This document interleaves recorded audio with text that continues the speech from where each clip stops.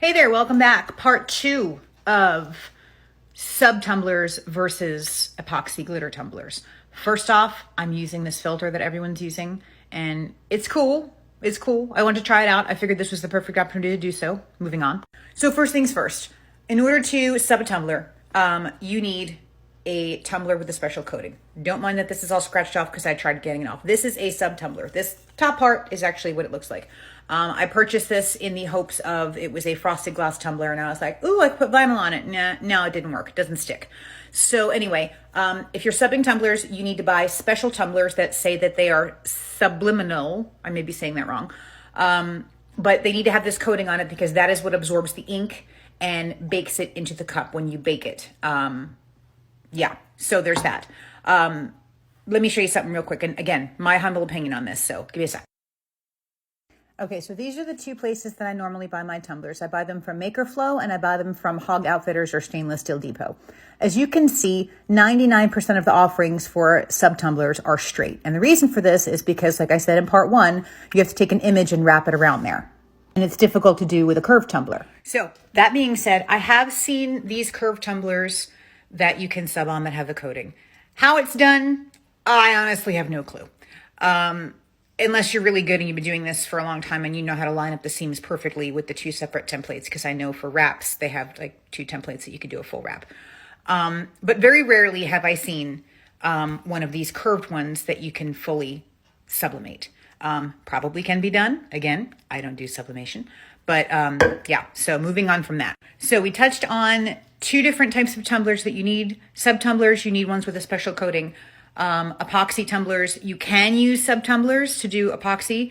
You just need to lightly sand it and you can just go about your business. The sub tumblers come in plain stainless steel, they come in plain glass, they come in glow in the dark, they come in ombre, they come in a glitter background, they come with a holographic background. There's a lot of different options with the backgrounds that you can sub over, which creates some really cool effects, honestly. But the same results can be achieved with glitter and epoxy.